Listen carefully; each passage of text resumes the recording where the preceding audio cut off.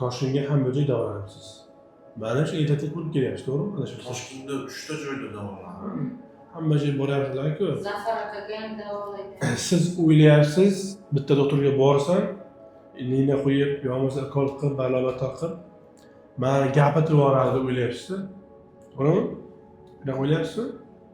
Shu doktor meni gapirtiradi, ishlatadi. Lekin u doktorning yo'lidan ketsangiz, hech qachon bu 10 kunda, 5 kunda bittaga ish emas. Hech qachon hech kim qila olmaydi.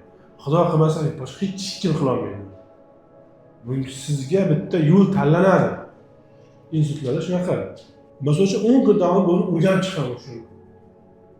Nima bo'lyapti, nima qilyapti, psixologiyasi qanday, qayerda tonus baland, qayerda narsani ketyapti. 10 kun davom o'rganib chiqib, o'zimni yo'limga solaman shuni. Bemorda institutda shunaqa davolanadi. Undan keyin ikkinchi etapiga kelinadi. Uchinchi etap davolanadi. Baqa boradi, u bunaqa dori boradi. Bu orada chalkan bo'ladi. Biz reamitga borganda o'ziga tushuntiruvdi. Reamitda